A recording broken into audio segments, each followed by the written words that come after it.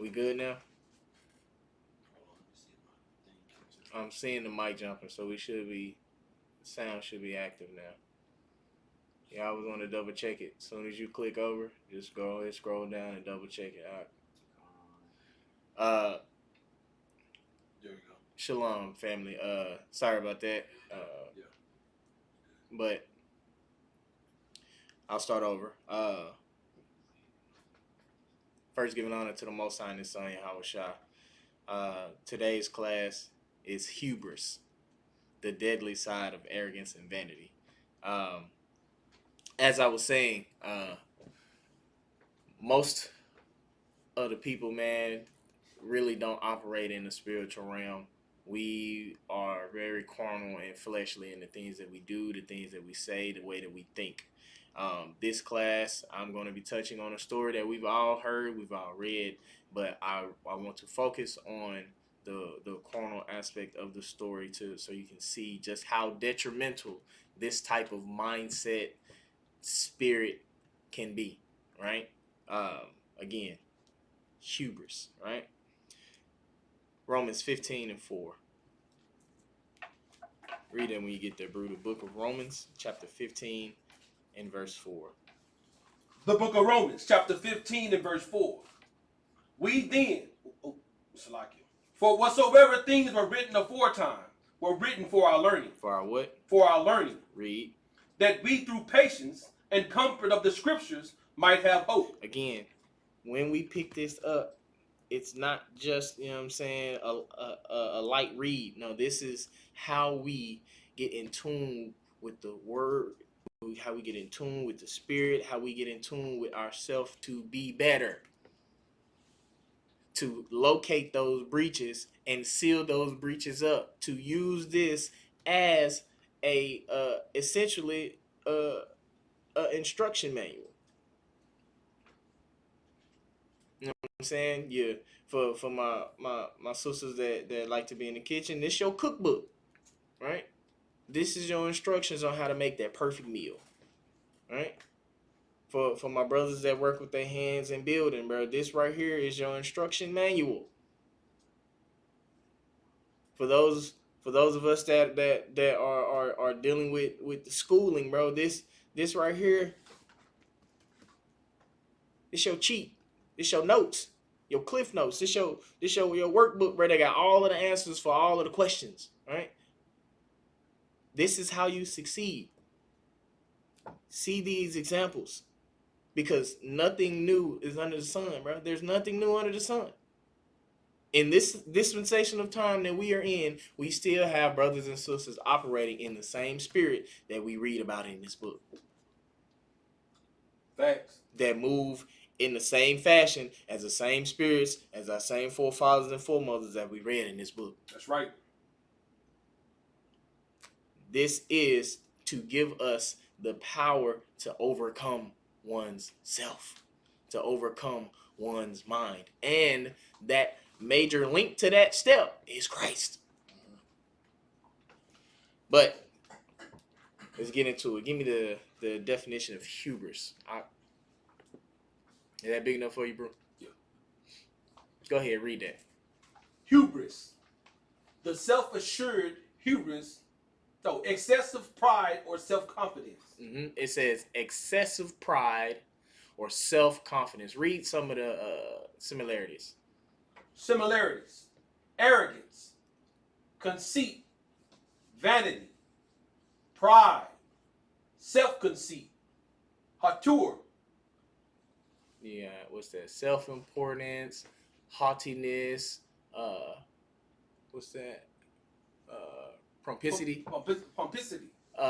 So if you look, you see arrogance and you see vanity, right, as similarities, right? But yes, they are similar, but there is a difference between arrogance and hubris, right? The difference between those, when it comes to hubris is an extreme self-confidence that leads to one's downfall, right? Keyword on one's downfall, right? And overestimation of one's ability and disregard for potential consequences. I'll say that again. Extreme self-confidence that leads to downfall and overestimation of one's ability and disregard for potential consequences. We got a lot of crash dummies, bro. We got a lot of folks that really don't critically think, that don't factor in the actions that I'm doing now. How will this affect me then? That's right. Or putting things off, the procrastination spirit, and then when you had all of this time, now you're here, now you're trying to funnel and function in this realm, and it don't work. Right. Bring it out. See, you overestimated yourself. You thought too highly of yourself that what you had was more than enough, and you tricked it off. Right? Hubris. Arrogance. It's more about looking down, you know what I'm saying, on others, lacking that empathy, thinking one is better than the other, or is really just self-absorbed, right? That arrogance and that pride, right? That's what you see. That's mainly what you see, right? Is that. But there's a lot of folks operating under that hubris, man. And this right here is an extreme example of that, but it's in the book for a reason, right? Let's get into it. All right. 1 Kings 16 and 28. Let me get there with you.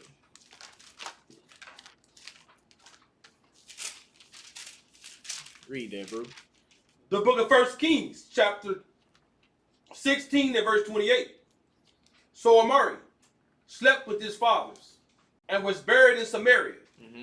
And Ahab, his son, reigned in his stead. So we're going to touch on Ahab and Jezebel, right? Read. And in the 38th year of Asa, king of Judah, began Ahab, the son of Omri, to reign over Israel. Right, so Ahab will essentially be a ruler over Israel, right? A king of Israel. Read. And Ahab, the son of Omri, reigned over Israel in Samaria 22 years. Mm-hmm. And Ahab, the son of Omri, did evil in the sight of the Lord above all that were before him. Read 30 one more time. And Ahab, the son of Omri, did evil in the sight of the Lord above all that were before him. He said he did evil in the sight of above everybody before. Yeah. The ultimate villain. Yeah. The ultimate corrupter. The ultimate manipulator. The ultimate deceiver. Bruh, you have the title of being the most evil of those that come before you. Bring it out. And some folks will have pride in that. You know what I'm saying?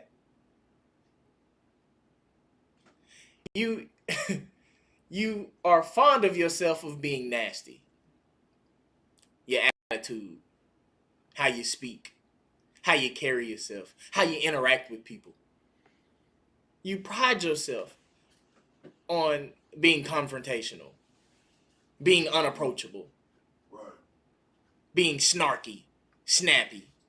Bring it out. That's evil. See, this is the same spirit that operated in that dispensation of time. That's the same spirit that's operating in this dispensation of time. Some of us just don't want to be honest with ourselves. And then again, some of us have pride and we let those things be the forefront that you see. You the one person at work, or you the one person at social gatherings that everybody is like, yeah, nah, don't even deal with that person. Don't even say nothing. Go ahead and move around, do everything but walk in this vicinity. Because at the beginning of every situation, you're the person that pops it off. With how you look, how you're looking at someone, your nose or lip or face frowned and turned up. Like, these things were a factor. Read on. And it came to pass, as if it had been a light thing for him to walk in the sins of Jeroboam, the son of Nebat. So he walked in the same fashion, but turned it up times 10. Remember, he did evil way more than the ones before him. Way above. Read. That he took to wife Jezebel, the daughter of Epithal, king of the Zidonians, and went and served Baal and worshipped him. He went and served Baal and worshipped him. So now we've established that Ahab was not functioning under the instruction and the will of the Lord. Not only did he do evil above all before him, he's created his own worship system, his own false idols and gods to believe in. He's erected these statues,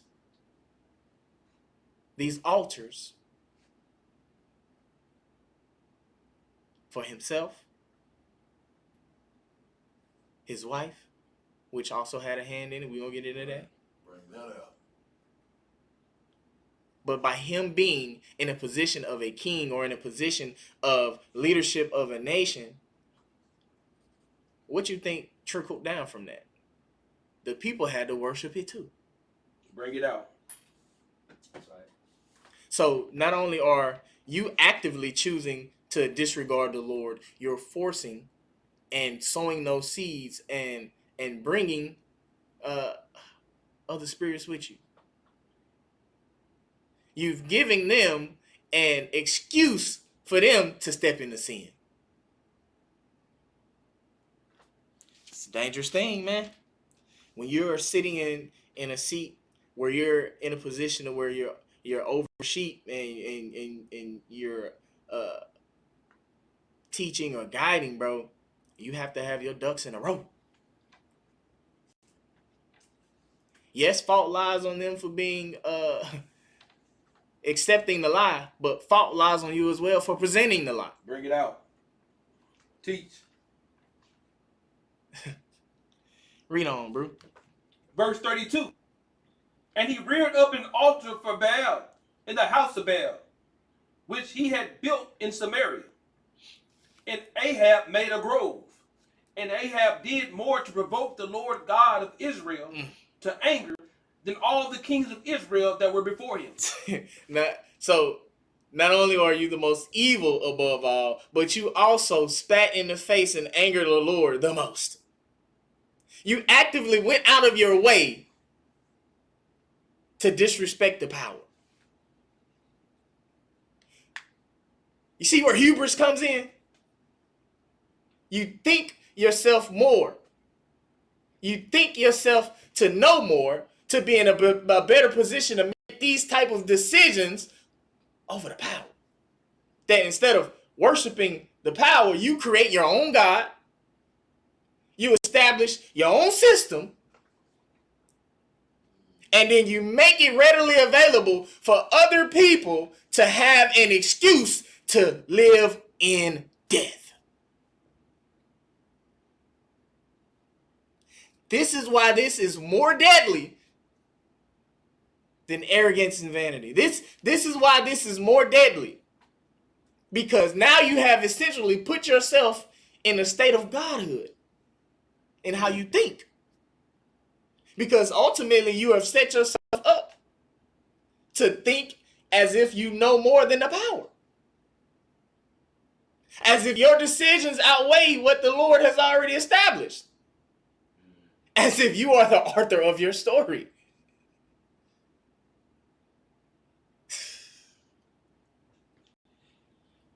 Whew. Read 33 one more time. Verse 33. And Ahab made a grove. And Ahab did more to provoke the Lord God of Israel to anger than all the kings of Israel that were before him. Let's go to Exodus 20 and 3, right? You know what I'm saying? We didn't read it. We didn't went over it, but it's prevalent that it needs to be said again, right? When you get there, bro, read that. The book of Exodus, chapter 20 and verse 3. Mm-hmm. Thou shalt have no other gods before me. See, this is a commandment established by the Lord that we shall have no other gods before him. Read. Thou shalt not make unto thee any graven image, or any likeness of anything that is in heaven above, or that is in the earth beneath, or that is in the water under the earth. So not only are we to not worship other gods, you know what I'm saying, i.e. ourselves, because some of us are extremely self-absorbed. Some of us are extremely prideful that Ishmael like roses. Bring it out. That we are not to make any images not only of the Lord, but of any other God that we essentially assume to worship. Bring it out. Teach. So yeah, for those of my brothers and sisters that are self-absorbed in themselves, that they gotta have a selfie all day, every day. Every few minutes they gotta get in the picture and get in the mirror and pose and take a snapshot of their head, take a snapshot of their poses, and put it out there, right?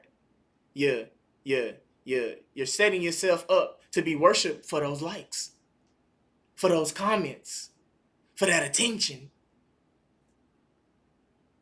You're erecting that God. You're erecting that mantle. That bathroom that you love to go and pose into, that's your altar. Teach. That's your temple. That's right. You know what I'm saying? That club scene that you like to pose into, you know what I'm saying? That's your temple. Man. Oh, you didn't know that, huh? See, the Lord said, bro, that we are to not indulge in that kind of activity because of what it does to the spirit, because of the potential consequences that are to follow. But we disregard that because we need them likes. We need them comments. We need them views. I need to be worshipped. I need the attention. Bring it out. I ain't posted in a couple hours. Let me go ahead and throw a pick up right quick on the gram. Let me see what type of interaction I can get. Yeah. Hey, bro, it's burning. Yeah. Blood in the basin full. Yeah. Sprinkling it all throughout the temple. Read on, bro. Verse 5. Thou shalt not bow down thyself to them, nor serve them. For I, the Lord thy God, am a jealous God. This is the iniquity of the fathers upon the children unto the third and fourth generation of them that hate me. And shewing mercy unto thousands of them that love me, and keep my commandments. So, being in order grants you peace, joy, love, mercy, happiness. Being out of order is a ticket that you sign. You know what I'm saying? All right, we've all heard, you know what I'm saying? Don't let your mouth write that and that you can't cash, right? You know what I'm saying? We've all heard that. This is essentially what the Lord is telling us, man. Get our ducks in a row. But we still have brothers and sisters that are operating under these ancient spirits, man. These ancient and deadly spirits, man, that don't have anything profitable to give. The only profit in operating in these type of spirits, man, is death. So you ask yourself, is death really profitable for you? Or is death of the old man or old woman more profitable?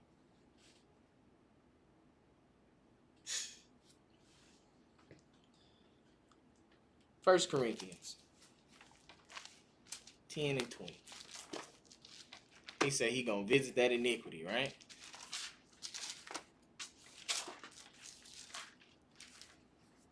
Read that when you get that.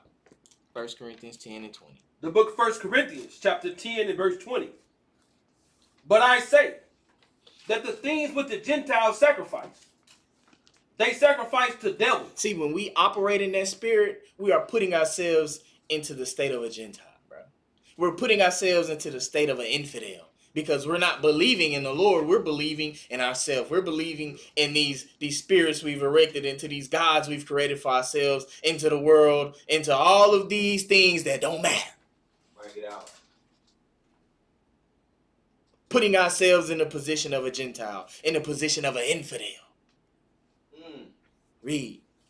They sacrifice to devils and not to God. They do what, bro? Sacrifice to devils and not to God. Read. And I would not that ye should have fellowship with devils. Man, it's telling us right now there is nothing profitable for operating in this spirit. There is nothing profitable for sending your children out, bro, to be sacrifices unto the world. Bring it out. There's nothing profitable for you sacrificing those children under their house by not giving them knowledge, by not giving them true love and affection, by not instilling morals, accountability, responsibility, critical thinking, giving them tools to succeed in a world that ain't gonna do nothing but chew them up and spit them out. Sending them out there to a society, bro, that tell you that God is an afterthought, that you need to fall in line with the world. Right. Don't save yourself, sis. Don't freely give it up to anybody that look good to you. Bring that up. Don't look at yourself as a beautiful creation of the Lord. Look at the faults that society tell you got, and go and get up under that knife and get your body cut up. Don't look at the natural beauty that the Lord bestowed upon you. You got to go and destroy your skin and your pores and fill it with all kind of makeup that got all kind of chemicals and metals that's destroying your skin. Bring it out. That's making you age. That's right. Bring it up. These are those sacrifices that we were doing unto these altars, unto these devils, bro. This is the arrogance of the world. This is that hubris. These actions have those consequences that we disregard.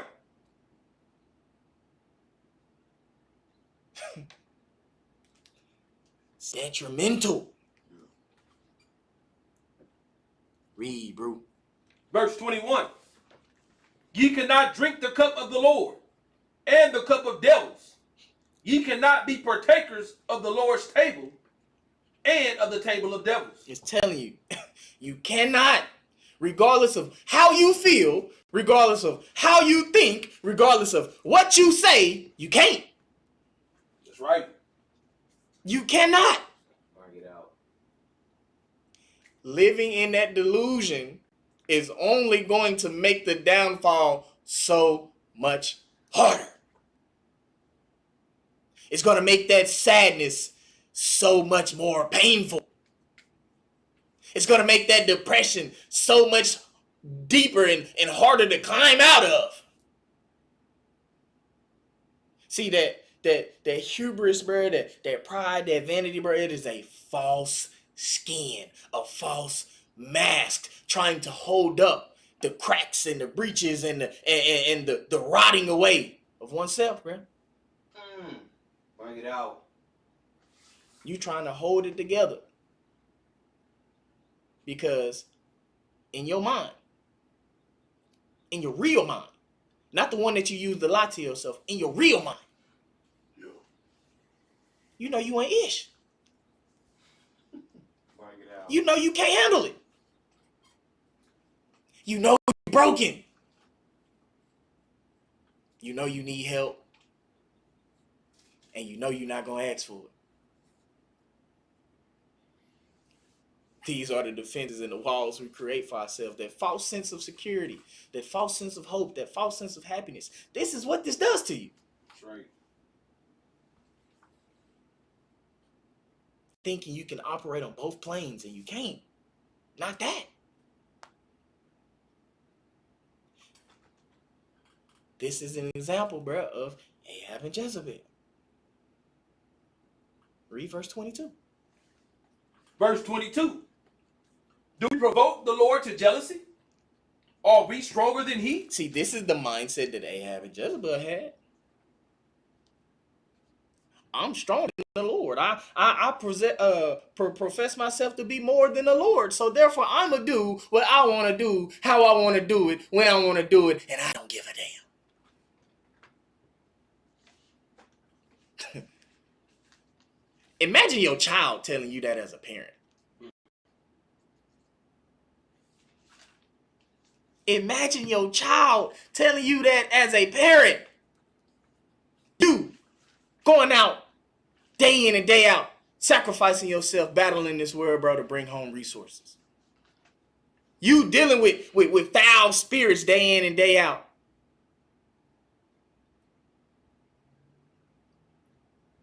Just to make things easier for them. And they tell you that. Straight face, no flinching. No shaky voice. Flat out. See that same scenario you running in your head, you done put them between the washer and the dryer. That's exactly how the Lord look at us. The gall. The cojones, right? That you would fix your mouth, fix your mind to think that. That's hubris, bro. That's deadly. It's dangerous.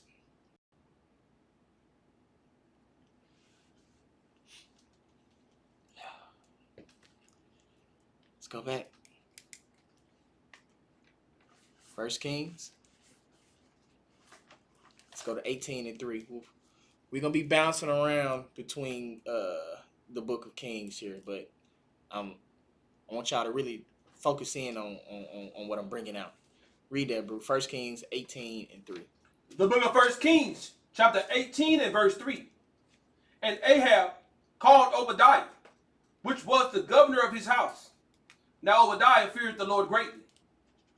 For it was so, when Jezebel cut off the prophets of the Lord. Whoa. When what? When Jezebel cut off the prophets of the Lord. So for Ahab and Jezebel to establish their reign with Baal, you had to get rid of the prophets of the Lord. Right. Teach. You had to silence rationality. Bring it out. You had to silence Bring it out. the full reality of what's going on. Right. Bro, you had to silence that in order for the lie to live. You know what I'm saying? You had to silence that. Bring it out. Bring it out. You had to get rid of the truth so that the lie can live on. Bring it out. Teach. That's hubris. That's right. That's arrogance. Bring it out. To get rid of, and essentially, the voice of the Lord so that your voice can be heard. Bring it out. That's right. Bring it out. Bro, you don't think there's a recompense for that? Bring it out. Think about your life. You go out of your way to disregard the instruction of the Lord to do what you want to do because it make you feel good. Because it gives you a little break in the mundane of the 9 to 5 of your daily activity. Because it gives you a break in the ultimate structure that you should have in your life. It may give you a little bit of messy. Scratches that itch. Oh, just a little bit of here and just a little bit of there. Bro, those little bits add up to a lot.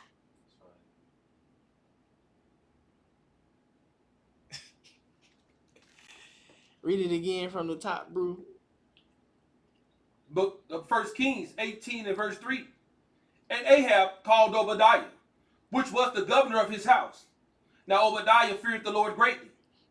For it was so, when Jezebel cut off the prophets of the Lord, that Obadiah took 100 prophets and hid them by 50 in a cave, and fed them with bread and water. So he feared the Lord enough to try to save the word. He understood the type of reckoning that these two individuals were going to bring about. Trying to be a voice of reason. Jump down to 17. Verse 17. And it came to pass, when Ahab saw Elijah, that Ahab said unto him, Art thou he that troubleth Israel? Ahab, so arrogant in his hubris, bro. Are you the one that's troubling Israel? Prophet of the Lord? The prophet of your God? You come here and try to deface my God, my Baal. You come here to bring trouble into my paradise. But people, Elijah say though, read on up. And he answered, I have not troubled Israel, but thou and thy father's house. But you and your father's house, your household, your mindset, your operation. Read. In that ye have forsaken the commandments of the Lord, and thou hast followed Balaam. Man, so you forsaken the commandment of us not to erect these other gods, these false idols, and worship them and bow down unto them. You did that. You gave our brothers and sisters an excuse to sin. That's right. You put the option on the table for them. You laid out this buffet of death, sin, and destruction before them. You did that. But because I come around with truth, with knowledge, with order, with honor, I'm troubling? Don't that sound familiar? Yes. Everything that's good is bad, and everything that's bad is good. Bring it out. This is how the world operates. Yes. This is how dangerous these spirits, bro, these ancient evils are. Try to flip the script. This is manipulation 101. That's right. Yeah. Because I have the order and the correctness that I'm the problem.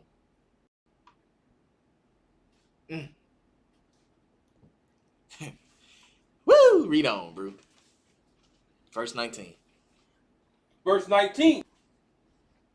Now therefore send, and gather to me all Israel unto Mount Carmel, and the prophets of Baal 450, and the prophets of the groves 400, which eat at Jezebel's table.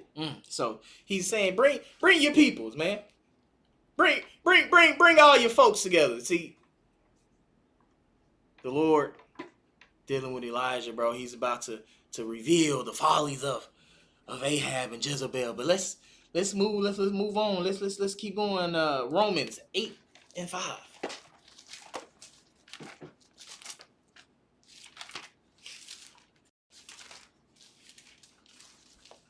Went too far. There we go. Read that. Romans chapter 8, verse 5. The book of Romans, chapter 8 and verse 5. For they that are after the flesh do mind the things of the flesh. So that hubris, man, that arrogancy, that vanity, bro, you're minding the things of the flesh. You've again created these gods, these false idols. You've established yourself as a god in some cases, and that's operating in the flesh. You do mind the things of the flesh because that's the realm that you're operating on. That's right. Bring it out. Read. But they that are after the spirit, the things of the spirit. But they that are after Christ are going to follow Christ. They that are after good are going to follow good. Christ is the ultimate explanation of what good is. Yes. That's right. Read. For to be carnally minded is death. For what?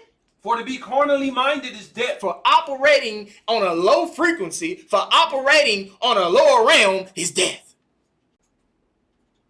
That's what carnal is. Yes.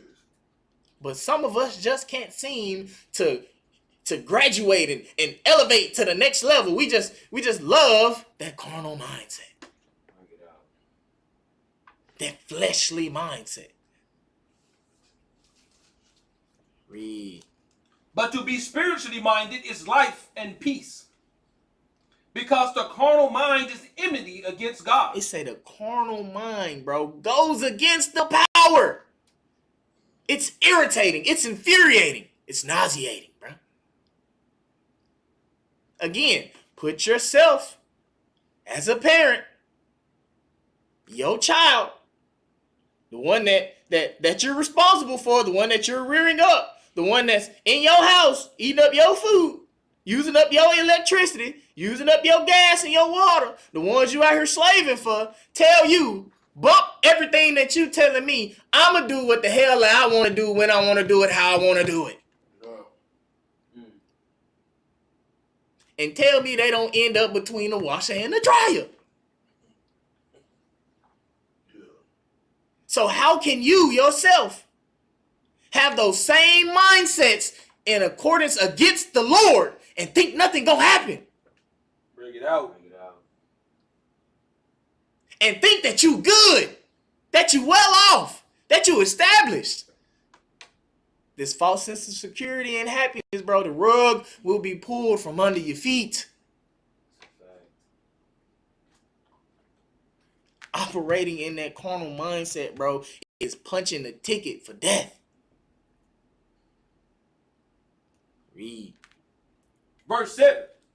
Because the carnal mind is enmity against God, for it is not subject to the law of God. Because it is not subject to order.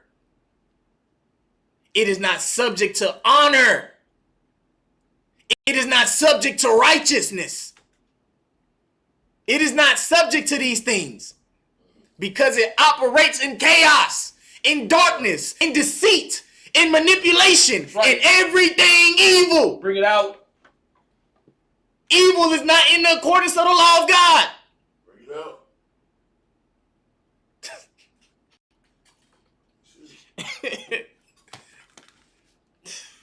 Man, read. For it is not subject to the law of God, neither indeed can be. It is just like water and oil. It don't mix. Bring it out. So you cannot drink the cup of the Lord and the devil at the same time. Bring it It out. don't work. This is why. Choose what master you gonna fall under. And you better choose the right one. Because it's only one to really choose from. Right. That's right. Hey, there's sure enough who is the master. Bring it out. Read, bro. Verse 8. So then they that are in the flesh cannot please God. Man. They that are in darkness cannot take on the light. They that are of evil cannot be good. They that operate in deceit cannot be truthful. Let's go back, bro. 1 Kings. Nope, matter of fact, my bad, I'm sorry. Jump down. 12. Verse Start 12. Therefore, brethren, we are debtors, not to the flesh, to live after the flesh. Read. For if ye live after the flesh, ye shall die. You shall what? Ye shall die. There is the potential consequence, or guaranteed at this point, consequence for operating in that fleshly mindset, in that carnal mindset, operating under that hubris and vanity and arrogance. Having this leads you here. But see, again, that hubris, bro, you overestimate yourself. You overestimate your abilities. You overestimate your thinking. You overestimate yourself. Thinking to be more than what you are.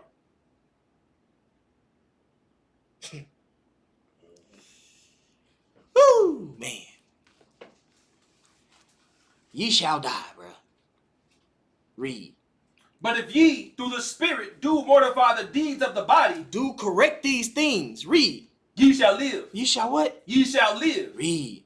For as many as are led by the Spirit of God, they are the sons of God. Those are who can say that they are of God.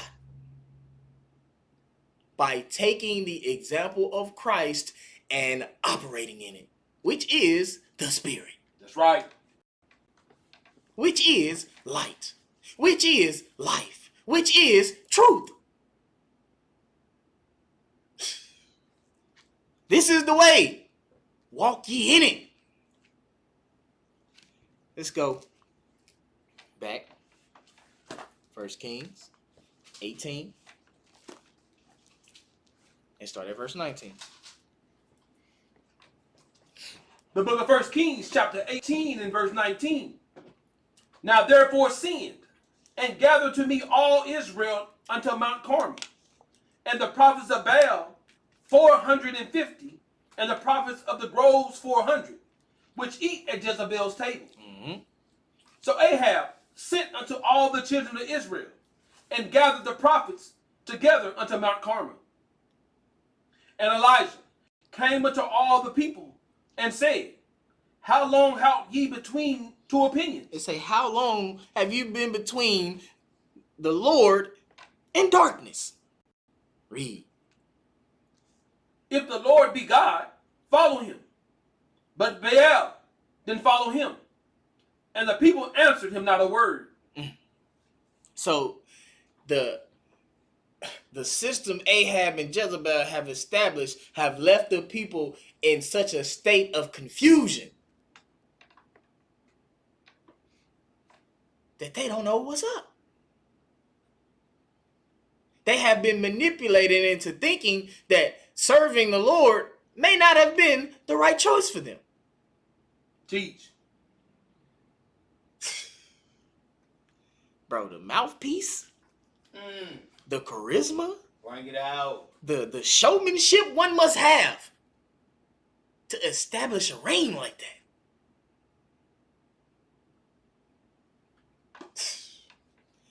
Bro, what they say? Yeah, you going to hell in gasoline draws, bro? Yeah, nah, bro, your fall is going to be immaculate. Your fall, bro, it's going to be bright. Very heavy. Read. Verse 22. Then said Elijah unto the people, I, even I only, remain a prophet of the Lord. But Baal's prophets are 450 men. He say, just me right now. I'm around all of y'all solo in the Lord, right? You got 450 men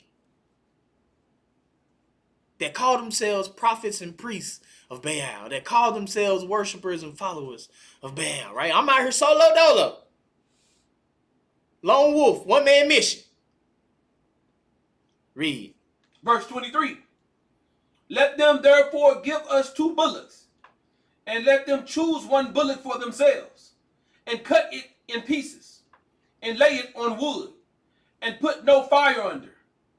And I will dress the other bullock, and lay it on wood, and put no fire under. So it say, all right, bet I'm out here solo dolo on this mission. Y'all got all of these folks, right?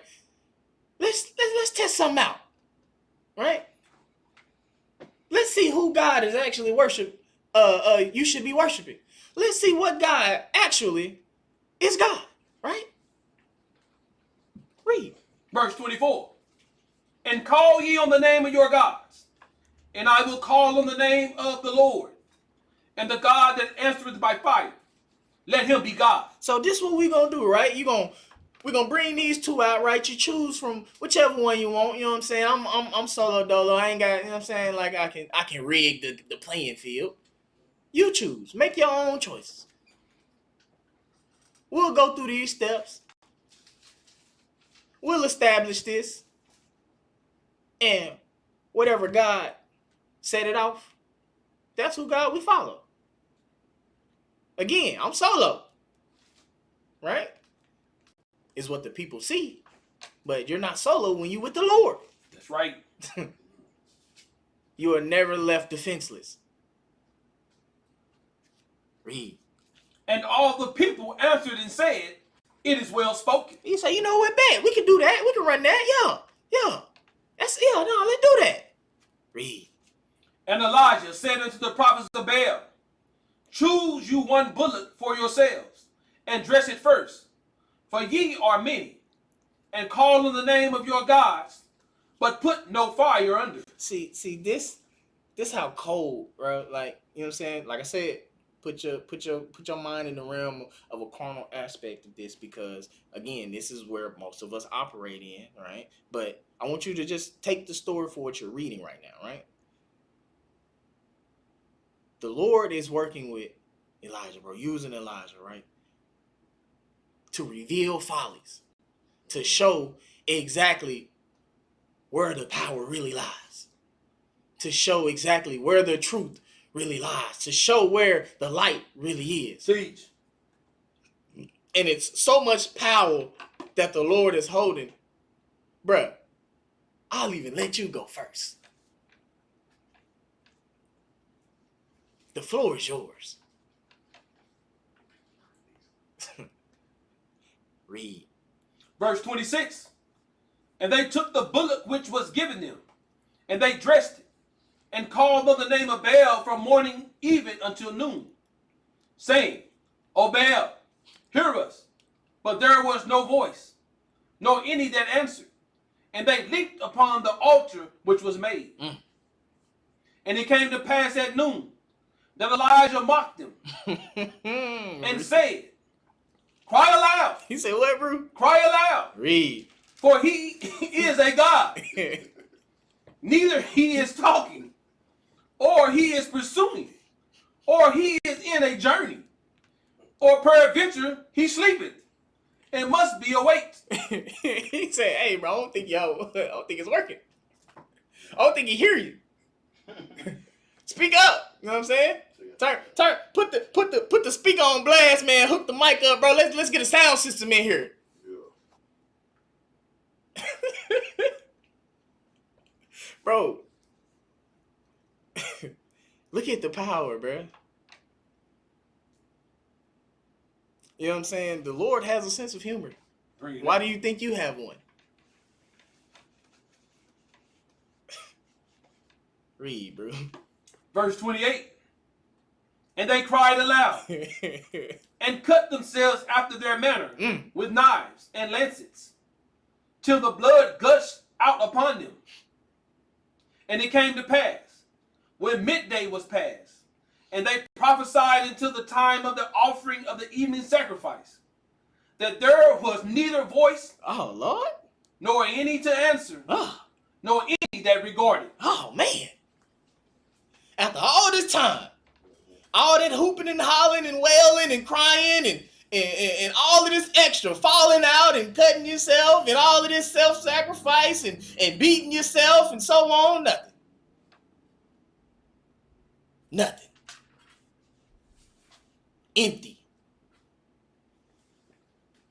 Nothing profitable. So look at yourself. I'll take it back to the social media aspect of it. Sis, you done stripped down to your bra and panties and your undergarments, and you're taking your explicit poses and photos, and you got your likes and your comments, but what now? What do you really have to show for it? Oh, cool. Yeah, you got a bag, huh? Cool. Yeah. Yeah. Brother dropping some bread. He tricking off on you. Oh, okay. Cool. All right. Cool. But where's the love? Bring that up. Where's the structure? Who you got to rely on that doesn't have an ulterior motive of getting between your legs? Like who actually care about your feelings? Who's willing to sit down and hear how your day went and try to give you some advice on how to be better? Like where that's at? Bring it out. Oh, so it didn't happen with baby daddy number 1, and it didn't happen with baby daddy number 2, and you know what I'm saying, number 3 figure, hey bro, she 2 cats and I already got one. It must be good. Let me see what it is. And baby daddy number 3. But no structure. No guidance. No love. No surety. No happiness. No peace. Cool, you got that bread. Yeah, you got that bag. Sis. Yeah. Mm-hmm. You put the peoples in his life. Yeah, you got that child support. But what next? What next? You did all of this for the attention, all of this for the views, all of this for the likes. You got the attention that you wanted, but where? What do you have to offer? Because there's a very finite amount of things that appreciate in value after use. And unfortunately, sis, and the way this society is, you're not one of them. So instead of having that respect and honor of oneself and operating in the spirit of the Lord, bro, and in the direction that he's given us to show that we are better than what the world tell you, you get out there and you turn into a crash dummy, sis. You get out there and you become recreational use only for these men.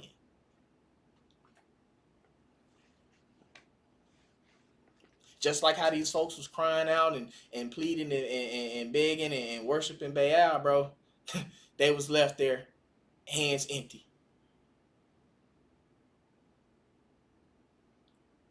And vice versa, brother. You doing all of this showboating, you stacked up all of this bread, you did all of this just for the glitz and the glam, the chains, the cars, the clothes, the selection of women, but what you got to offer? Because now you put yourself in a position to where your resources are now being siphoned from you. Right. You get robbed. Bring it up. You set yourself up as a mark. Bring it up. You're looked at as a trick. That's right. Bring that up. You looked at as a goofy. Because you have no structure. You have no honor. You have no sense of self. Empty. Yeah, Because bring it this is the God that you have followed, and he showed you there ain't nothing profitable. Bring it up. This is the God that you've erected, and he left you out there high and dry.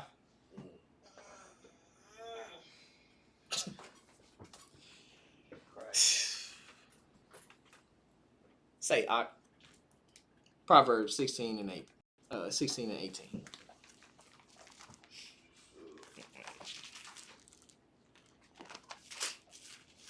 Read that, bro. The book of Proverbs, chapter 16, verse 18. Pride goeth before destruction. He say what, bro? Pride goeth before destruction. See, having all of that pride, you know what I'm saying? They were following under the spirit of Ahab and Jezebel, bro. Following under that regime, right? That pride, that this is the God that we should follow. This is the program that we should be moving under.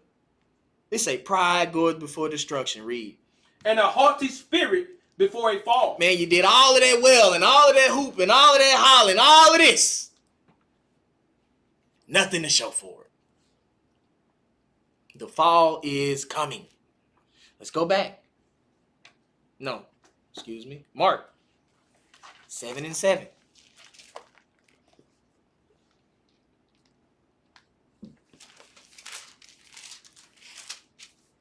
Read that when you get there, bro. The book of Mark, chapter 7 and verse 7. Howbeit, in vain do they worship me, teaching for doctrines the commandments of men. See, this is that worship that they're doing, because you're not worshiping Christ, bro. You're not worshiping the Lord. You're worshiping the idols that you fixated for yourself. Right. And you call it God, you call it Christ, but it ain't.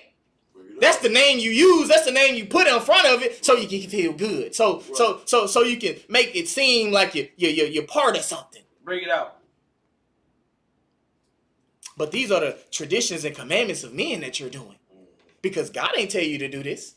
Bring that out. God ain't instruct you to create these idols. God ain't instruct you to think of yourself more than what you are. God ain't do that. That's right. Bring it out. Read, bro. Verse 8. For laying aside the commandment of God, you hold the tradition of men, as the washing of pots and cups, and many other such like things ye do. Just like these traditions that was established, bro, from the holidays to how you operate at your workplace and how you speak and how you carry yourself and the digital presence that you create and so on and so forth. These are the traditions of men that you've established, that you erected as God. That's right. Verse 9. Verse 9. And he said unto them, full well ye reject the commandment of God. Hold on, what did he say, bro? Full well ye reject the commandment of God. Just like Ahab and Jezebel established in the beginning that we are going to follow Baal. That's right. That we're going to cut off the prophets of the Lord and establish our own regime. Bring it up. Full well chose to disregard the commandment of the Lord.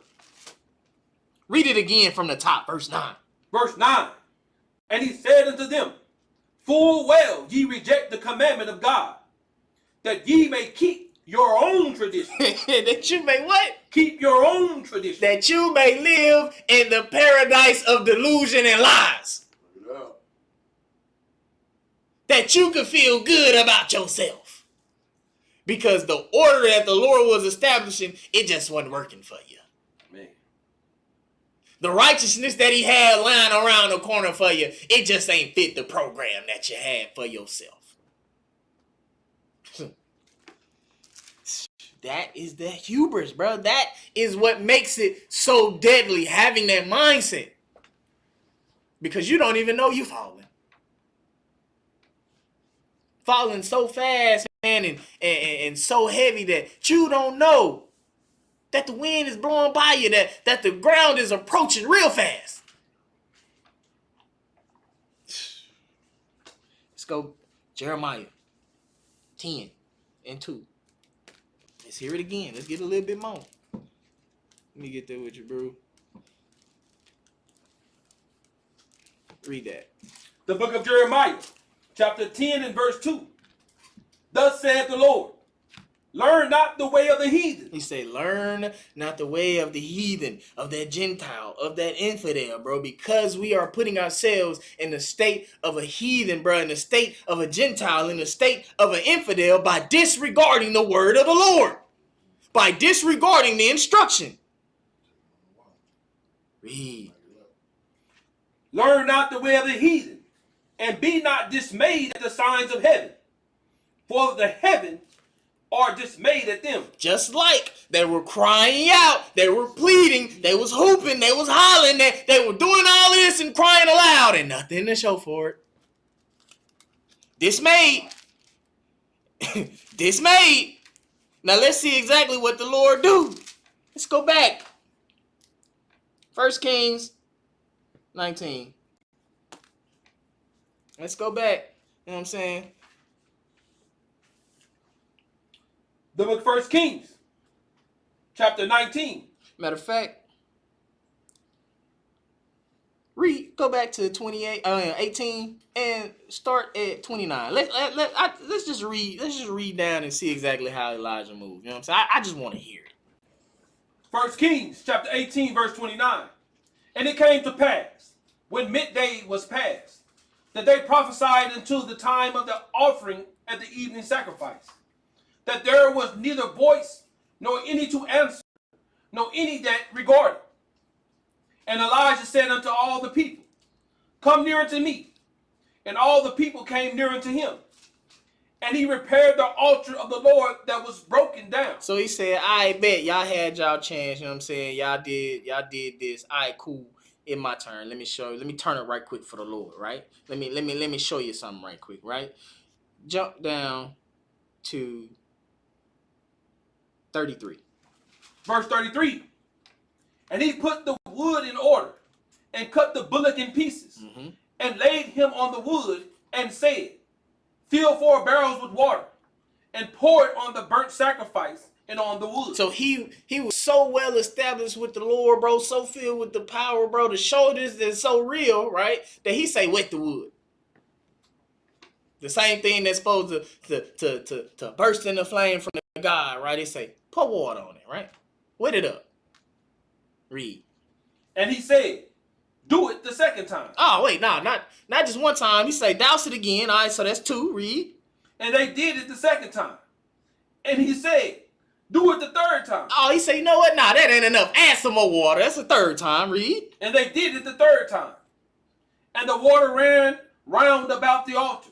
And he filled the trench also with water. So he was so confident in the Lord that the Lord got him, bro, that he say, wet the wood.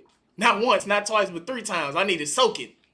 Because I'm about to show you exactly the power of the Lord, bro. I'm about to show you who you should have been following. I'm about to show you who you should have been listening to. I'm about to show you who you should have been worshiping. I'm about to show you who God is. Bring it out. All right. Again, we're looking at it from the carnal aspect, right? We're reading it for what it's saying right now, right? That's cold, bro. That's cold, bro. He say, yeah, man, cool. Let me show you how God works. Let me show you what my Lord about to do. Read. And it came to pass at the time of the offering of the evening sacrifice that Elijah the prophet came near and said, Lord God of Abraham, Isaac, and of Israel, let it be known this day that thou art God of Israel, and that I am thy servant, and that I have done all these things at thy word. Hear me, O Lord, hear me, that this people may know that thou art the Lord God, and that thou hast turned their heart back again. And thou that turn their heart back again. Give them the true thing to believe in. Show them where their heart really should be lying. Read. Then the fire of the Lord fell and consumed the burnt sacrifice, and the wood, and the stones, and the dust, and licked up the water that was in the trench. And when all the people saw it, they fell on their faces. Hey, wait, but where Baal at though? Where the God that you've erected at though? Where all of that energy go? Yeah. Oh wait, yeah, no. That was a figment of your imagination, huh? Right. Read, bro. And they said, the Lord, he is the God. He is what? He is the God. Read. The Lord, he is the God. Ah. Read, bro. And Elijah said unto them, take the prophets of Baal, let not one of them escape. And they took them, and Elijah brought them down to the brook Kishon, and slew them there.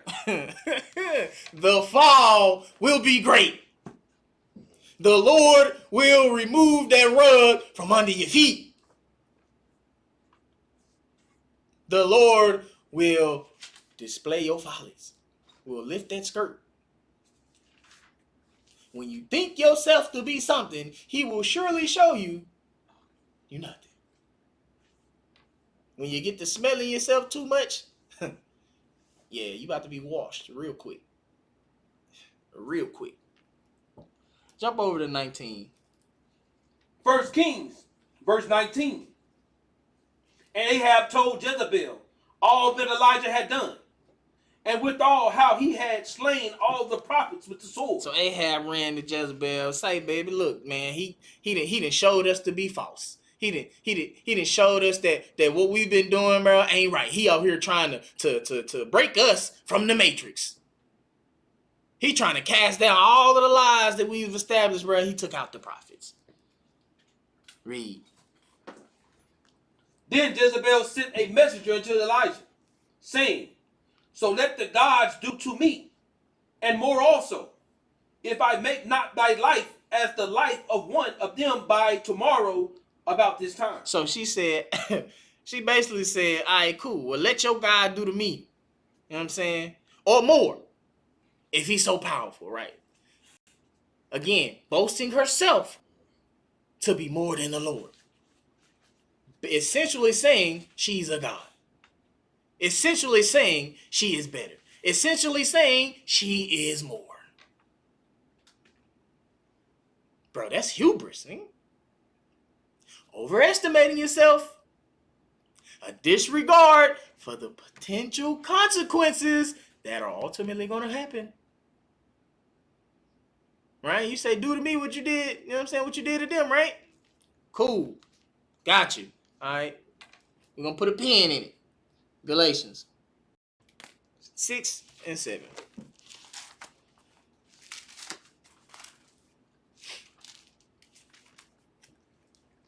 Read it up. The book of Galatians, chapter 6 and verse 7. Be not deceived. God is not You mocked. say God is not mocked because he the one that does the mocking, bro. Read. For whatsoever a man soweth, that shall he also reap. So you again establish this regime of darkness, this regime of manipulation, this regime of death, this regime of falsehood. And then you have the gall to open your mouth and say that your God is the one true God, and that if he's so great, have him do to me what was done to them. That's what you said, right? Read. For he that soweth his flesh shall of the flesh reap corruption. But he that soweth to the Spirit shall of the Spirit reap life everlasting. So we're already seeing where Ahab and Jezebel, where their fruits are, in their flesh. Therefore, their corruption, their death, is soon to follow. 2 Timothy 3 and 1. The book of 2 Timothy, chapter 3 and verse 1. This know also, that in the last days perilous times shall come. For men shall be lovers of their own selves, covetous, boasters, proud, blasphemers, disobedient to parents, unthankful, unholy, without natural affection, truce breakers, false accusers, incontinent, fierce, despisers of those that are good. Everything that has been read so far has been something that these two people, these two individuals, these two spirits have displayed. When you read the full scope of the story, every one of these things so far, they have displayed. This is the hubris. This is that arrogance. This is that vanity. This is how dangerous that is. It led you down a road and a path to more and more and more and more and more evil. Just this section so far.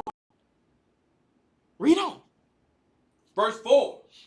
Traitors, heady, high-minded, lovers of pleasures more than lovers of God. Man, this right here is even more. They've displayed these same things. Read. Having a form of godliness, but denying the power thereof. Man. From such turn away. For of this sort are they which creep into houses, and lead captive silly women laden with sins, led away with divers lusts. Again, bro, they've established this regime for the people to have an excuse to live in their sin. You gave them an excuse to turn their back on the power. Led away. Read on out. Verse 7.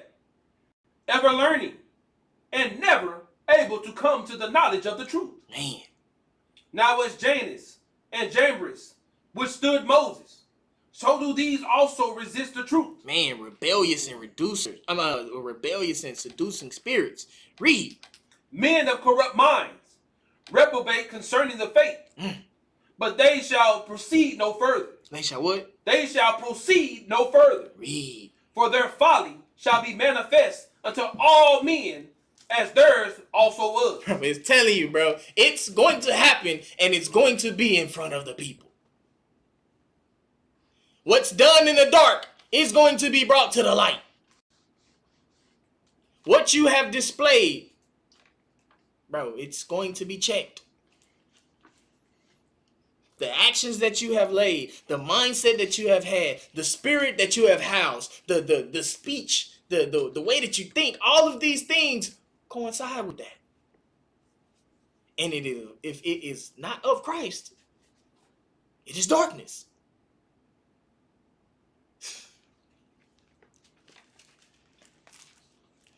Let's go back.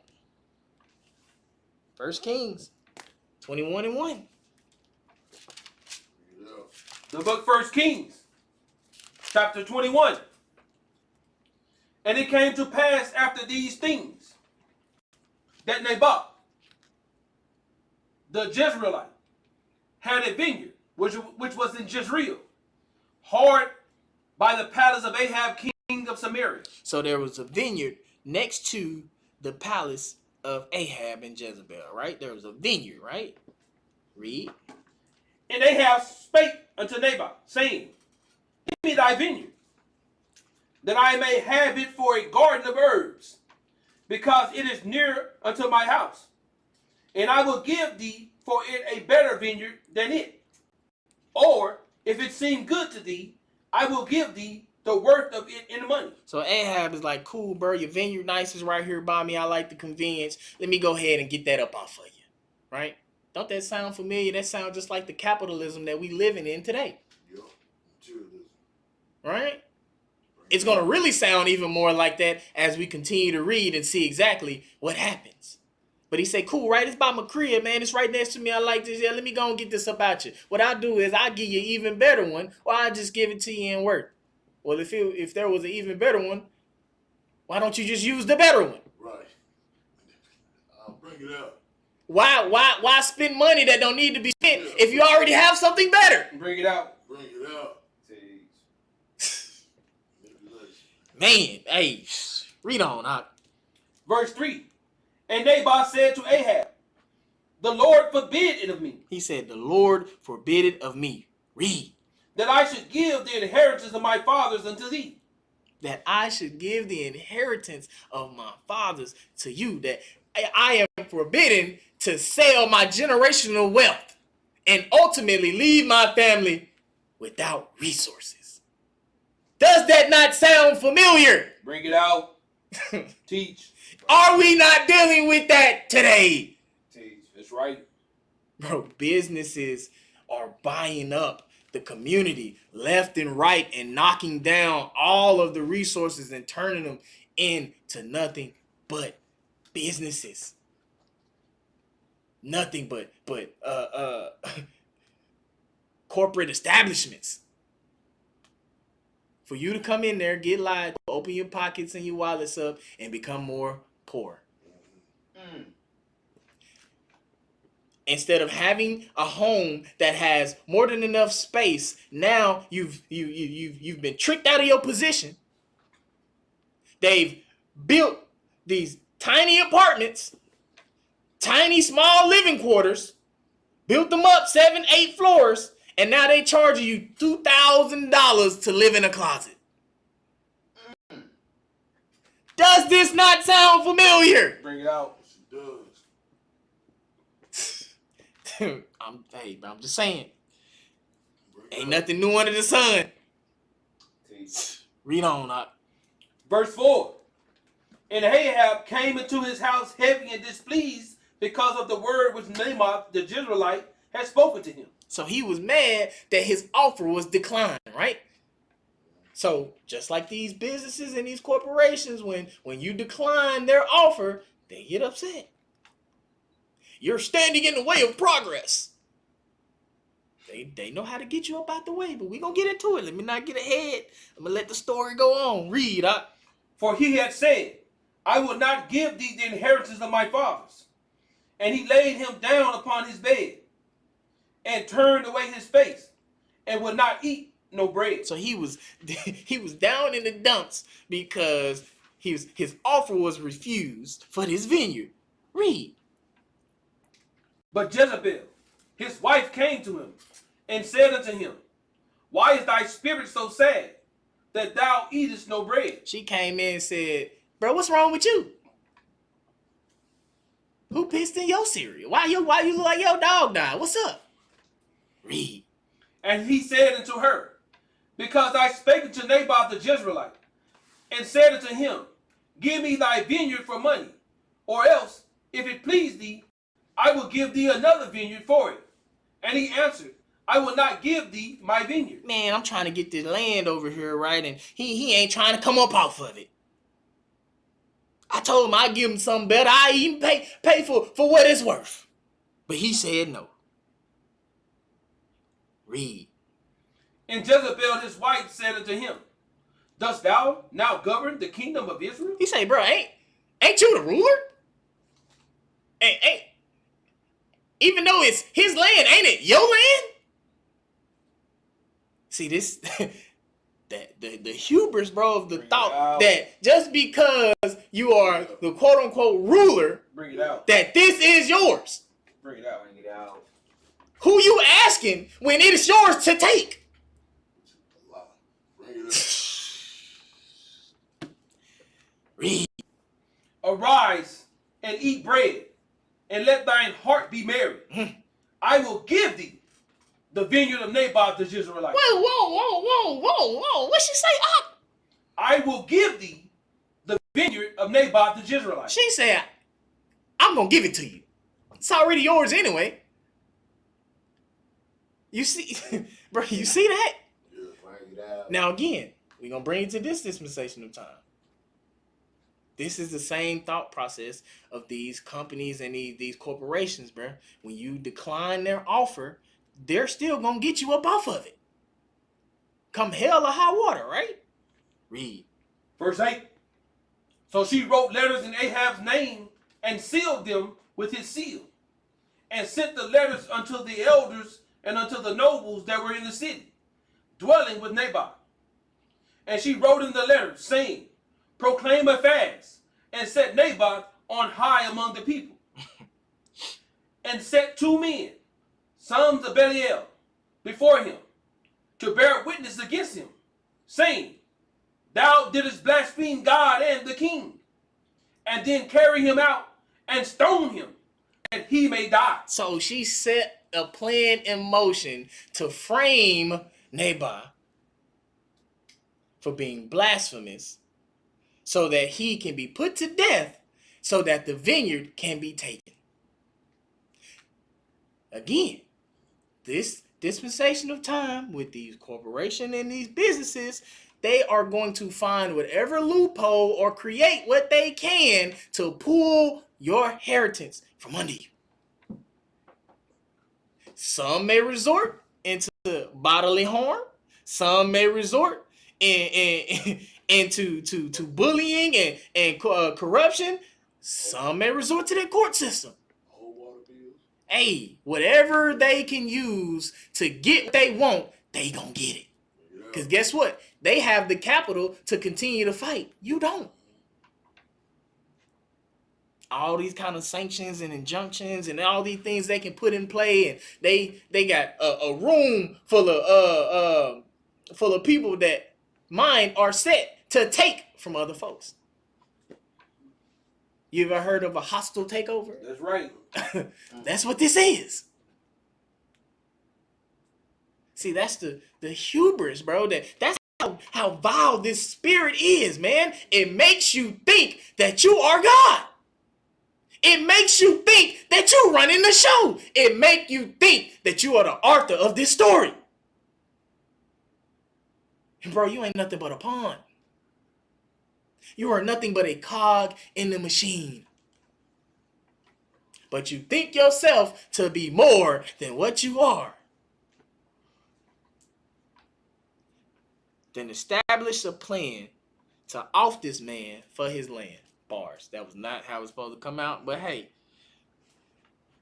this is how crucial this is. Matter of fact, no. Jump over to 13. Verse 13. And there came in 2 men, children of Belial, and sat before him. And the men of Belial witnessed against him, even against Naboth, in the presence of the people, saying, Naboth did blaspheme God and the king. Then they carried him forth out of the city and stoned him with stones, that he died. Then they sent to Jezebel, saying, Naboth is stoned and is dead. And it came to pass, when Jezebel heard that Naboth had stoned and was dead, that Jezebel said to Ahab, arise, take possession of the vineyard of Naboth the Israelite, which he refused to give thee for money. For Naboth is not alive, but dead. Man. And it came to pass, when Ahab heard that Naboth was dead, that Ahab rose up to go down to the vineyard of Naboth the Israelite to take possession of it. Man. Then set this whole plan in motion, then executed the plan, then off this man. All because they thought themselves to be more, just because he was a ruler and she was next to the ruler, and that they called themselves having claim. So you don't want to give it up willingly, or you're going to give it up unwillingly. Bro, you don't think there's a recompense for that? That's manipulation. That's murder. That's premeditated. You playing that. Bring it out. Just saying, man, I'm trying to get y'all to really see, bro, just how dangerous this is, bro. You're walking a path that's leading to destruction. Everything that you have done will have to come back to you. Whether it be good or whether it be evil. That's right. Proverbs 10:2.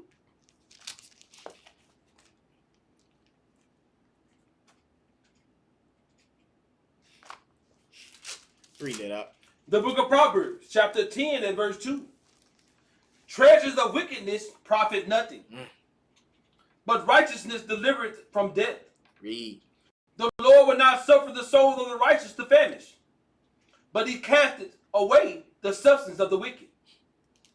He becometh poor that dealeth with a slack hand, but the hand of the diligent maketh rich. Read on. He that gathereth in summer is a wise son, but he that sleepeth in harvest is a son that causeth shame. Read. Blessings are upon the head of the just, but violence covereth the mouth of the wicked. But violence covereth the mouth of the wicked. Read. The memory of the just is blessed, but the name of the wicked shall rot. Man. Bro, those treasures of wickedness, bro, they profit nothing. They profit nothing. All of this for monetary gain. All of this to have a sense of rulership.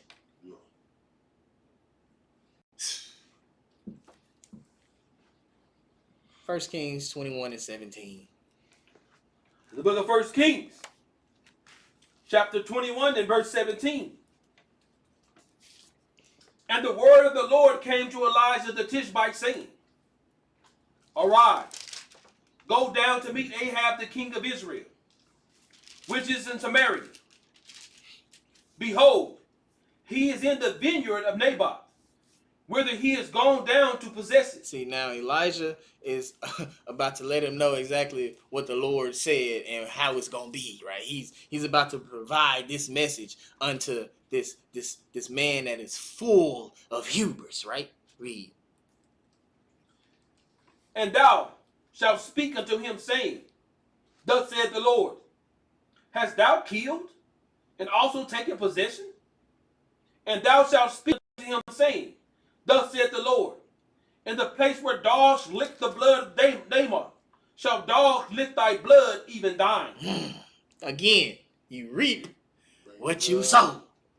What you put out is what you get back. Read. And Ahab said to Elijah, Hast thou found me, O mine enemy? And he answered, I have found thee, because thou hast sold thyself to work evil in the sight of the Lord. Ooh, read. Behold, I will bring evil upon thee, and will take away thy posterity, and will cut off from Ahab him that pisseth against the wall, and him that is shut up and left in Israel. And will make thine house like the house of Jeroboam the son of Nebat, and like the house of Baasha the son of Ahijah, for the provocation wherewith thou hast provoked me to anger, and made Israel to sin. Man, so the Lord is telling you, bro, all of the things that you have done are coming back. They are going to happen. This is going to be your future. That's right. Just listen. Just wait. Recompense. Read. And of Jezebel also spake the Lord, saying, the dog shall eat Jezebel by the wall of Jezreel. Him that dieth of Ahab in the city the dog shall eat, and him that dieth in the field shall the fowls of the air eat. But there was none like unto Ahab, which did sell himself to work wickedness in the sight of the Lord, whom Jezebel his wife stirred up. Man, read on. And he did very abominable in foaming idols, according to all things as did the Amorites, whom the Lord cast out before the children of Israel. Bro, he actively chose to disregard the Lord and thought it was sweet. He actively chose to let his wife, bro, cut off the prophets of the Lord. Actively trying to silence the Lord. And thought it was sweet. Bro, you committed premeditated murder, bro. You had a plan. You manipulated for ill-gotten gains. And you think it's sweet. Bring it out. Bro, you think you untouchable. Because you call yourself a ruler. Well, I'm going to show you can be touched. I'm going to show you how you're going to be touched. And you ain't going to be able to do a damn thing to stop it. That's literally what the Lord is doing, bro. I'm telling you what's going to happen. I'm giving you a heads up. This is about to play out. And guess what? You ain't have no power. Your God ain't going to be able to intervene and stop none of it. Bro, that's cold, bro. That's cold, bro. How many? I'm pretty sure some of y'all, for my brothers, man, and sisters that are athletes or have performed and dealt with athletic activities, when somebody tell you what they're going to do and do it and you still can't stop it, bro, that's cold, bro. Bro, come on. Bro, I'm about to hit you with this headsy. I'm going to cross you between the legs. I'm going to step back and I'm going to shoot. I bet. Boom, boom, boom, boom. Bow. And couldn't do nothing. That's okay. Hey, bro, cold. I was just thinking that. Cold. This is the power that you're dealing with. You want to take it there? Cool, we're going to take it there. That's what the Lord said. Again, he is the one that is going to provide that vengeance. It ain't up to you. Isaiah 3:8.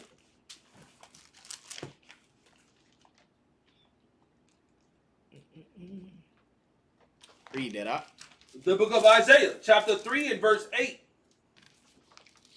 For Jerusalem is ruined, and Judah is fallen, because their tongue and their doings are against the Lord, to provoke the eyes of his glory. The shoe of their countenance doth witness against them, and they declare their sin as Sodom. They hide it not. They what? They hide it not. Bro, at any given point when you read this story, they do not hide their hand, other than when Jezebel had created the manipulation of that letter. But she hid it from nobody. You're operating so in this spirit of hubris, bro, that you're doing it openly. Bro, you the ruler. You the king. I'm the queen. This is what I'm going to do. You just sit there, go ahead and chill, eat up and chill, you know what I'm saying? I got it. I'm going to get this land right quick. They hide it not. Read. Woe unto their soul, for they have rewarded evil unto themselves. Say ye to the righteous, that it shall be well with him, for they shall eat the fruit of their doings. Woe unto the wicked, it shall be ill with them. It shall be ill with him. Read. For the reward of his hand shall be given him. And we've already heard what the reward of their hand is going to be. Now we got to see it play out. Let's go back. 1 Kings 22 and start at verse 29. The book of 1 Kings, chapter 22, and verse 29. So the king of Israel and Jehoshaphat, the king of Judah, went up to Ramoth Gilead. See, this is going into the playing out of Ahab's death, right? Read. And the king of Israel said unto Jehoshaphat, I will disguise myself and enter into the battle. So Ahab saying, I'm a disguise myself, bro, and I'm a come into the battle, right? Read. But put thou on thy robes. And the king of Israel disguised himself and went into the battle. So he's telling Jehoshaphat, hey, bro, put on my garment, put on my clothes, show yourself to be me, right? Read. But the king of Syria commanded his 32 captains that had ruled over his chariots, saying, fight neither with small nor great, save only with the king of Israel. He say, bro, don't worry about nothing else. I want all that smoke, all that Anna on Ahab. Focus on Ahab. Read. And it came to pass, when the captains of the chariots saw Jehoshaphat, that they said, surely it is the king of Israel. They seen him in the garments. They said, okay, bet. That's Ahab right there. Let's pull up. Read. And they turned aside to fight against him. And Jehoshaphat cried out.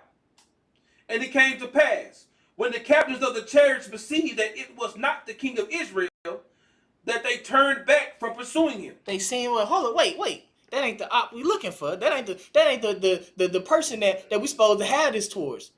So they back off. Read. And a certain man drew a bow at a venture, and smote the king of Israel between the joints of the harness. Wherefore he said unto the driver of his chariot, turn thy hand, and carry me out of the hoist, for I am wounded. Man, he sniped the boy, hit him. Now he backing up off of the battlefield because he sustained the injury of the arrow, right? Turn around, hey bro, let's bounce. Read. And the battle increased that day.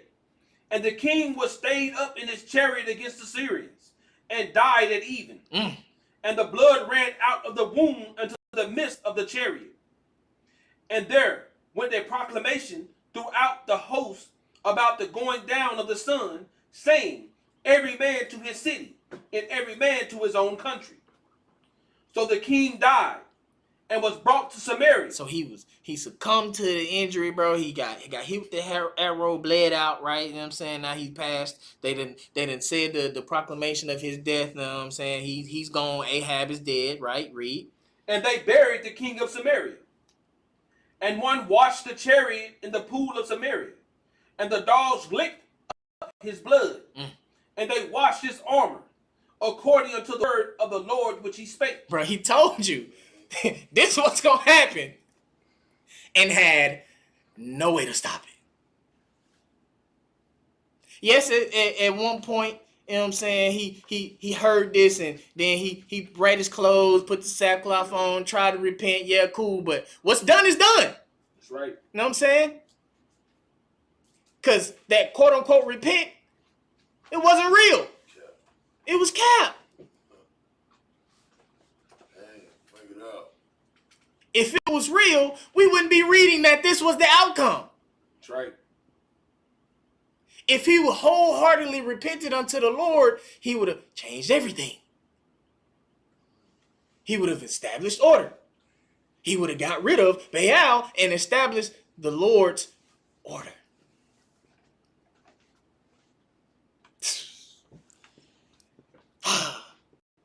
They crying, Lord, Lord. You know what I'm saying?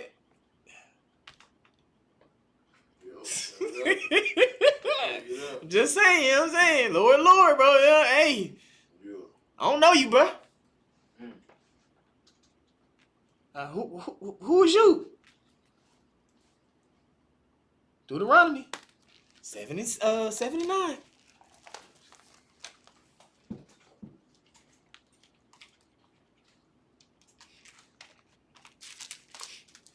Read that. The book of Deuteronomy, chapter 7 and verse 9. Now, therefore, the Lord thy God, he is God, the faithful God, which keepeth covenant and mercy with them that love him and keep his commandments to 1,000 generations, and repayeth them that hate him to their face. And do what? Repayeth them that hate him to their face. That is ultimate hatred that was displayed between Ahab and Jezebel in the Bring it face of the out. Lord, bro. Right. That's right. You kill his prophets to shut his voice up from the people. You've established your own corrupt and wicked regime. Now you're manipulating and premeditated murder. You're planning out deaths to take things. You set yourself upon high as if you are something. Yeah, bro, that's hatred. Bro, that is pure hatred. Yeah, it is.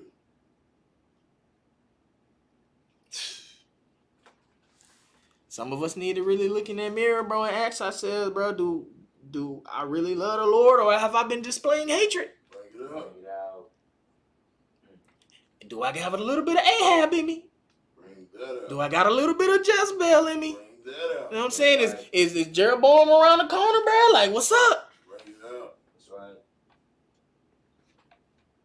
Identifying it, acknowledging it, and changing it. That's what you need to do. That's right. Identify the problem, bro. Like, acknowledge that you have the problem, bro. Identify that it is a problem. And change said problem. That's what repentance really is, bro. That's right. Accountability, bro. They turn to ghosts when it come to that, bro. Our people, bro, they just, not even our people, bro. People in general, bro, they run from accountability. Nah, that's right. Bring it out. Just saying the word, they get choked up. Man, it's poison. You know what I'm saying? Out in hives and get the itching it. You know what I'm saying? Man, tangent. This is how crazy it is, man. My son, man, my oldest, got caught in a lie. And just him having to formulate the words of apologizing for lying, bro. His body's shut down. He got the grabbing and itching and scratches his neck. And when asked, bro, what was the reason why you just couldn't say it? My neck was itching. Don't put that on your neck, son. Don't put that on your neck. Be real. You didn't want to say it because you felt like you weren't in the wrong to begin with. You didn't want to apologize because you felt that the lie that you displayed was what it was supposed to be. No, sir, you know you're not supposed to be playing in the kitchen. Then hurt yourself and not even being in the kitchen to see it myself. I heard it and knew exactly what was going on. And the first thing is, I'm not playing in the kitchen, but yet my wife is right there next to you. She called you out on your lie. Bro, that's how crazy this is, bro. When you are in the wrong, bro, just admit it. Just admit it. Own up to it. Accept the consequences of your actions, bro. And missed out. All because he didn't want to apologize. Missed out on some things I had planned for him that day. Because you wanted to profess yourself to be a liar. Now these are the consequences of being a liar. Bring it out. Instead of rewarding bad behavior. Nah, bro, you're going to miss this. We'll try it again another day.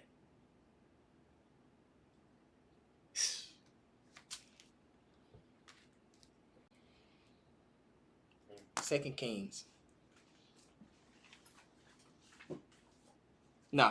Finish verse 11. Finish verse 11 before we go. My bad. Deuteronomy. Verse 10. And repayeth them that hate him to their face, to destroy them. He will not be slack to him that hateth him.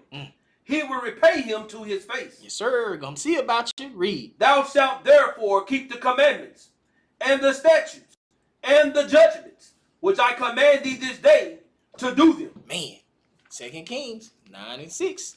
Let's see what's going to transpire for Jezebel. Let's see what the Lord got in his bag of tricks for. You know what I'm saying? What her reward gonna be? The book of 2 Kings, chapter 9 and verse 6. And he arose and went into the house, and he poured the oil on his head, and said unto him, Thus saith the Lord God of Israel, I have anointed thee king over the people of the Lord. So this is Jehu, bro, being anointed as the king of Israel, right? Read. Even over Israel. And thou shalt smite the house of Ahab thy master, that I may avenge the blood of my servants, the prophets. So Jehu has now been charged with the offing, the correcting of the wrong that is the house of Ahab. Read. And the blood of all the servants of the Lord at the hand of Jezebel. For the whole house of Ahab. Wait. Read 7 again. And thou shalt smite the house of Ahab thy master, that I may avenge the blood of my servants the prophets. That he may avenge the blood of the prophets. The brothers that were professing the word of the Lord were trying to establish the order of the Lord to avenge their wrongdoing. That wrong that was done towards them. Jezebel had a hand in the play at that. Just like she manipulated and had had the vineyard taken, she had a hand in silencing the voice of the Lord. These things will be revenged. Read. And the blood of all the servants of the Lord at the hand of Jezebel. For the whole house of Ahab shall perish. The whole house. The whole house. Read. And I will cut off from Ahab him that pisseth against the wall, and him that is shut up and left in Israel. And I will make the house of Ahab like the house of Jeroboam the son of Naboth, and like the house of Baasha the son of Ahijah. And the dog shall eat Jezebel in the portion of Jezreel, and there shall be none to bury her. And he opened the door and fled. See, so the charge has been set. This is what's going to happen, right? Jump to 22. Verse 22. And it came to pass, when Joram saw Jehu, that he said, Is it peace, Jehu? See, Joram is the son of Ahab. Read. And he answered, What peace? So long as the whoredoms of thy mother Jezebel and her witchcrafts are so many. He say, hey, bro, we good? No, we ain't good, bro. This is what you did. Nah, bro, ain't no, none of that. Oh, they gotta go, bro. We ain't playing none of that. Read. And Joram turned his hands and fled, and said to Ahijah, There is treachery, O Ahijah. And Jehu drew a bow with his full strength, and smote Joram between his arms, and the arrow went out at his heart, and he sunk down in his chariot. Bro, sniped him. Boom. And John wicked him. Read. Then said Jehu to Bekar, his captain, Take up and cast him in the portion of the field of Naboth the Jezreelite. For remember how that, when I and thou rode together after Ahab his father, the Lord laid his burden upon him. Surely I have seen yesterday the blood of Naboth, and the blood of his sons, said the Lord, and I will requite thee in this plat, said the Lord. Now, therefore, take and cast him into the plat of ground, according to the word of the Lord. Go to Ezekiel 25:17. Hey, bro, he said the whole house must go. I ain't sparing them. They gotta go. Because guess what? They were reared up into a house that has sowed nothing but seeds of chaos and destruction. That's right. It's just like today. It's just like today. The youth now have grown up, were reared up in houses that show no love, in houses that show no affection, in houses that show no order, in houses that show no structure, and now they're let out. And you're seeing the outcome of it. That's right. No fruitful relationships are made, bro. Everybody is out for everybody. Everybody trying to take what everybody got. Nobody got no mercy, bro. It's me or nobody else. Bring it out. That's right. Bro, this is the same dispensation of time, bro. Bring it out. But this same spirit is alive today, and we got to kill it. Teach. He said the whole house got to go. Hey, bro, it's a clearance sale, bro, on spirits. Ezekiel 25 and 17. Hey, bro, it's a clearance sale on spirits, bro. Read that out. The book of Ezekiel, chapter 25 and verse 17. And I will execute great vengeance upon them with furious rebukes. And they shall know that I am the Lord, when I shall lay my vengeance upon them. Bro, this is what's happening.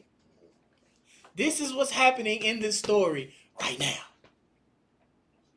This is what's happening right now today. That's right. Bro, death is in the air, man. People, man, spirits are getting revoked left and right, bro. The Lord, bro.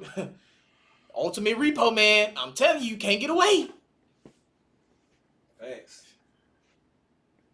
And that's why it's so important, man, for us to get it right. The opportunity is now. Who's to say you got tomorrow? Hell, who's to say you got the next couple hours? Get it right. Don't end up, bro, like Ahab and Jezebel, bro. Don't have that hubris of yourself that you think that you this. Because the Lord gonna show you you ain't. That's right. Whoo, man, I almost quoted it, but I ain't gonna go there. I'm gonna leave it alone. I'm gonna leave it alone. Listen, I know you like to think that don't stink, but lean a little bit closer, bro. Them roses, they smell like boo-boo, bro. They smell like boo-boo, bro. Hey, just saying, bro. Ain't no love below. Let's go back. 2 Kings 9. The book of 2 Kings, chapter 9 and verse 30. And when Jehu was come to Jezreel, Jezebel heard of it. And she painted her face. Trying to get all prettified, right? You know what I'm saying? Trying to throw the makeup on, you know what I'm saying? Jehu has been established to be the king of Israel, right? Read. And tired her head and looked out at a window. And as Jehu entered in at the gate, she said, had Zimri peace, who slew his master? She like, are you coming in peace, bro? You know what I'm saying? Like, hey, I'm here. I'm showing myself, you know what I'm saying? I'm not a threat. Look at my face. You know what I'm saying? Read. And he lifted up his face to the window and said, who is on my side? Who? And there looked out to him 2 or 3 eunuchs. And he said, throw her down. Ooh, read. So they threw her down. Hey, bro. Bring it out. Real quick, you know what I'm saying? You put that mask on for what? You try to make yourself feminine for what? You try to make evil look good for what? Teach. Try to put that little pretty mask on for what? Bro, the evil has already been seen through, bro. It's so the evil is so corrupt, bro. The darkness is so thick that it's an aura coming up off of you like a dark cloud, man. That makeup ain't gonna stop nothing. Right.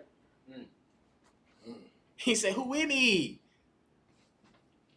Bet. Quick fall. Didn't even know you falling, right? Till you feel that splat. Read verse 33 again. And he said, throw her down. So they threw her down. Read. And some of her blood was sprinkled on the wall and on the horses. And he trod her underfoot. Woo! Stone. Read. And when he was come in, he did eat and drink, and said, go, see now this cursed woman, and bury her, for she is a king's daughter. He said, okay, go and bet. Let's bet. You know what I'm saying? She over with. Now let's go bury her, right? But wait. There's more. Read. And they went to bury her, but they found no more of her than the skull. Ooh, Read. and the feet, and the palms of her hands. Wherefore they came again and told him. And he said, This is the word of the Lord, which he spake by his servant Elijah the Tishbite, saying, In the portion of Jezreel shall dogs eat the flesh of Jezebel. He told you, bruh. He told you. He laid it out, bro, what was going to happen. And had no way to stop it. You thought that makeup was going to save you, huh? You thought that soft voice was going to save you, huh? You know what I'm saying? You thought you was going to try to calm and appease the beast, huh? You was the beast all along.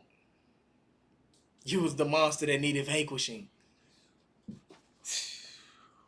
Read 37, huh? And the carcass of Jezebel shall be as dung upon the face of the field in the portion of Jezreel. So that they shall not say, This is Jezebel. Man, these are consequences. The potential consequences that were lied before them, they you know what I'm saying? They disregarded it. Overestimated their ability. Thought themselves to be more than what really was than what they really were. Again, right? Hubris, extreme self-confidence that leads to downfall. An overestimation of one's abilities and disregard for potential consequences. That's what we just read. That's what we're experiencing still today. Throw it down. So they threw it down. You know what I'm saying? Mm-hmm. Proverbs 1 and 23, man. We out.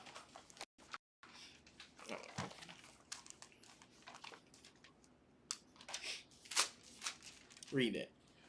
The book of Proverbs, chapter 1 and verse 23. Turn you at my reproof. Behold, I will pour out my spirit unto you. I will make known my words unto you. See, this is the Lord, bro. This is how he used Elijah, bro. He said, I'm going to make my words known unto you, bro. I'm gonna set this flame for you right quick, bro, to show you that Baal is not who you need to be worshiping. I'm going to show you that regime that you've been under with Ahab and Jezebel, bro, it ain't going to last. It's nothing profitable for this, right? Read. Because I have called, and ye refused, I have stretched out my hand, and no man regarded. See, that's that hubris of Jezebel and Ahab, bro. That the hand was stretched and they completely disregarded it. Pure hatred was shown to the Lord. Read. But ye have set at naught all my counsel. Bro, counsel, Elijah came and told him, hey, bro, this is what it is. This is your future. This is what's going to happen to you. Read. And with none of my reproof. I also will laugh at your calamity. I will mock when your fear cometh. Bro, use Elijah, bro, to mock them in their face. Hey, bro, cry loud. I don't think he hear you, man. You know what I'm saying? He ain't on no journey. You know what I'm saying? He ain't sleep. You know what I'm saying? What's up? His ears should be open. Yeah. Plug up the loudspeaker. Read. When your fear cometh as desolation, and your destruction cometh as a whirlwind, when distress and anguish cometh upon you, then shall they call upon me. See, that's what Ahab did. He called himself renting his clothes, bro, and putting on the sackcloth and repenting. Read. But I will not answer. But what? But I will not answer. Read. They shall seek me early, but they shall not find me. Man, read. For that they hated knowledge, and did not choose the fear of the Lord. Read. They would none of my counsel. They despised all my reproof.